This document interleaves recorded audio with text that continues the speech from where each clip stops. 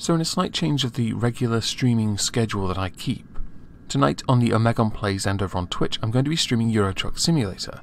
The reason for this is because the Brexit D-Day is tomorrow, so I figured my stream with Trups could be for tomorrow instead, as it is more appropriate and I don't think trucking while talking about Brexit is at all interesting. Then again, I'm still stunned that people watch me do this in the first place, so talking about Brexit is hardly any less boring. Or is it? I may have just insulted my audience, I do apologise. Link to both Twitch and the Omegon Play stream down below. Now today we're going to talk about three subjects. One is frustrating, the other is a perfect example of white privilege, and the third is amusing because it reminded me of something else, a different company, so I think we'll end with the amusing. So to the first one we talk about, Brexit, where last night, well actually you know what, we're going to go back 2 days. 2 days ago MPs voted to seize control of Brexit, and they were successful. So now you think, well, now that Theresa May is not in charge, the government is not in charge, Parliament is in charge, surely Parliament could find a consensus, something which they could all get behind, something which would get through Parliament and ensure that Parliament's voices were heard over that of the people, because seriously, apparently 1 million people going on a march and Russian bots, lol, on a petition that has been commandeered by Russian bots is like totally worth more than that of the 17.4 million people that voted leave. So after Parliament seized control, a number of amendments or options, they were called indicative votes, and these votes were for 8 different options. We're going to quickly go through all the 8 options before I tell you what happened next, because this just shows you how ridiculous Parliament has become. Not the options, but the results. So the first option was for no deal. This was put forward by Tory MP John Barron, which demanded the UK leave the EU on April 12th without a deal, because D-Day has been moved back somehow. The second option was put forward by Tory Minister Nick Boles. It was a Common Market 2.0, which would have single market membership and a customs arrangement, which would mean continued freedom of movement and contributions to the EU budget. The freedom of movement part? Big issue. The next was by Tory Minister George Eustace, which would keep the UK in the European Economic Area, but unlike the Commons Market 2.0, would not involve a customs arrangement. The next one was put forward by the father of the House, Ken Clarke, Tory Minister as well, that orders ministers to negotiate a permanent and comprehensive UK-wide customs union with the EU in any Brexit deal, which would stop the UK from being able to strike its own trade deals. Many have used this argument as a way of saying, we want to protect jobs in this country, and the only way to do that would be to stay in the EU. And they're right. That guarantees it as long as the EU is stable, of course. Just to be clear, the EU is not a perpetually stable entity, is it? Cough, cough, Greece, cough, cough, Spain, cough, cough, Ireland. The next one was put forward by Jeremy Corbyn. It's called Labour's Plan, and it involved a comprehensive customs union, but with a say on future trade deals. A say does not mean an actual card at the table. It would also involve close alignment with the single market and continued participation in programs such as the European Arrest Warrant. Now, I'm not really knowledgeable on the European Arrest Warrant, but I don't know anything about democracy either, so what the fuck do I know? I don't mind alignment with the single market, but I don't think we should uphold their standards that they then will perpetually change. I do know, however, that we are, for the most part, above the standards set by the EU in many different areas.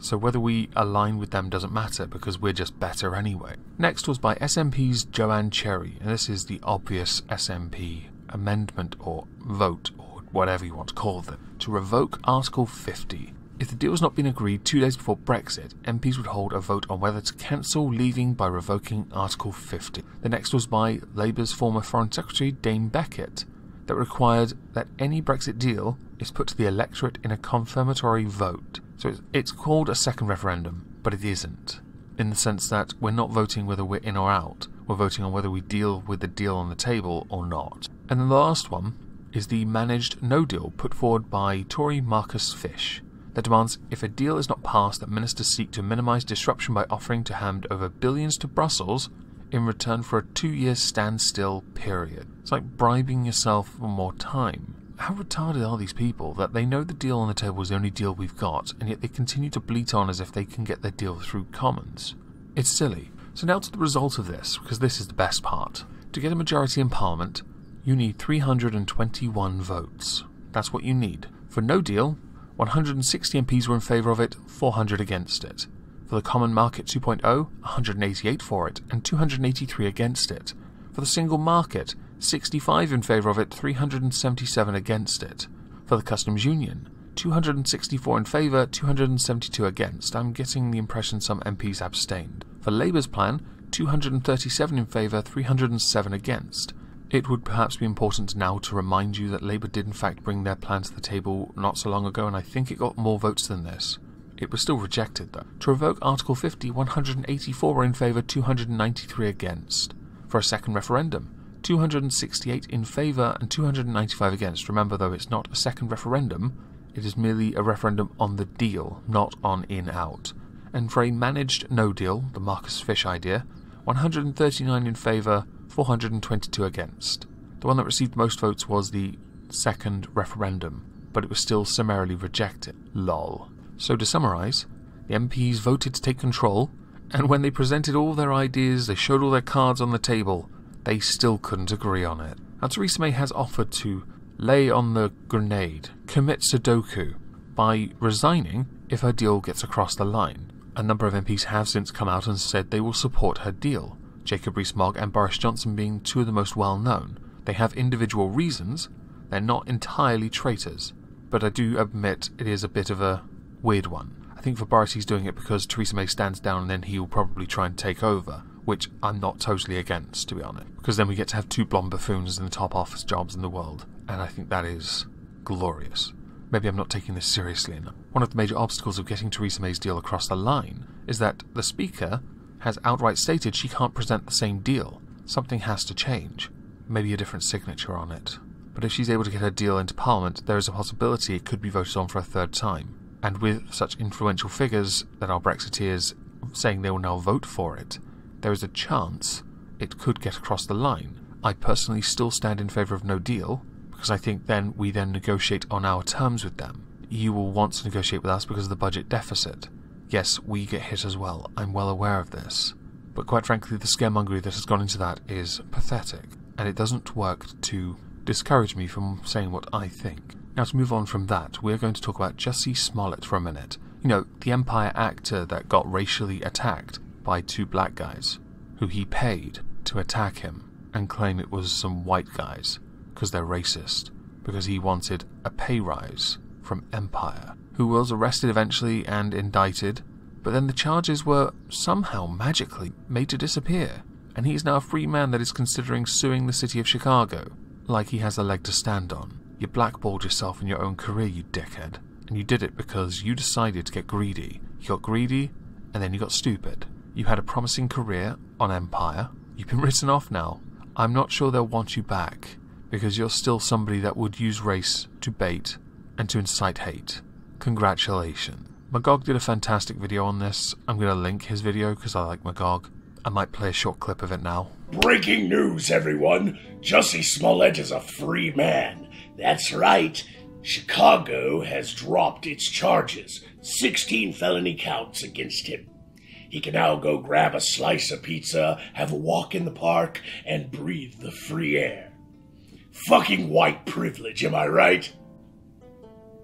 Wait. To finish, let's talk about flight. This is brilliant. There was a British Airways flight heading from London. It was meant to go to Dusseldorf. And I thought this originally was a Ryanair flight, because if it was, this is exactly where it should have landed, because that is, in fact, the correct location. When you get on a plane, you trust the pilot to take you to your destination, yes? With Ryanair, you expect them to land just slightly outside of the location. For example, and this is an old Frankie Boyle joke, if you get a flight to New York, your flight will end close by in Dublin.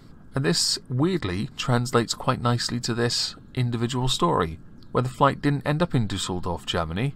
No, it ended up in Edinburgh, Scotland. I mean, there'll probably be a bus replacement service, but, yeah. The flight attendants tried desperately to hide the footage people were taking on their phones by asking them not to record this. But, yeah, congratulations. You reached, Dusseldorf, Scotland. I thought, considering all the miserable stories I've been covering as of late, perhaps something more light-hearted would be appreciated. So I hope you all have a lovely Thursday, And if I don't see you over on Twitch or on Omegon Plays later, thank you all for listening.